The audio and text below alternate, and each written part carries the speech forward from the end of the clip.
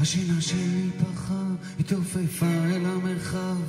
ובדרך סחפה את הקשר למחר,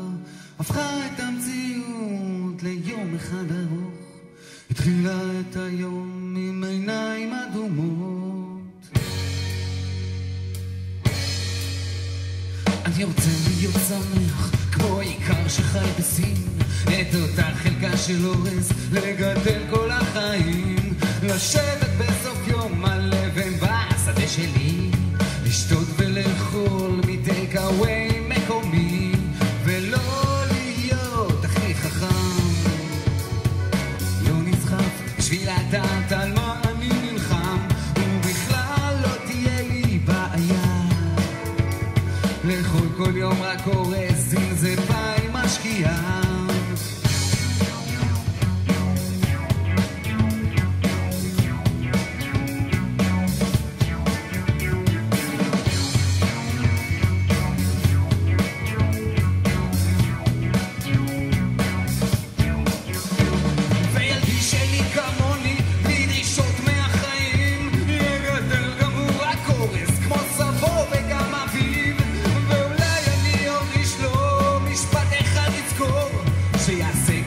שבא לו, רק שלא יהיה שם תור, ולא להיות הכי חכם,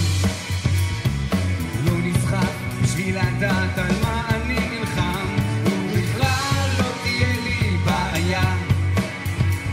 לאכול כל יום רק אורז אם זה בא עם משקיעה, ולא להיות הכי חכם, לא נסחף בשביל לדעת על מה אני נלחם, ובכלל לא תהיה לי בעיה לאכול כל יום רק אורז אם זה בא עם משקיעה, ולא להיות הכי חכם, לא נסחף בשביל לדעת על מה אני נלחם, ובכלל לא תהיה לי בעיה לאכול כל יום רק אורז אם זה בא עם משקיעה, ולא להיות הכי חכם, לא נסחף בשביל לדעת על מה אני נלחם, ובכלל לא תהיה לי בעיה, בכלל לא תהיה לי בעיה אם זה בא עם משקיעה, ולא להיות הכי חכם, לא נסחף בשביל לדעת על מה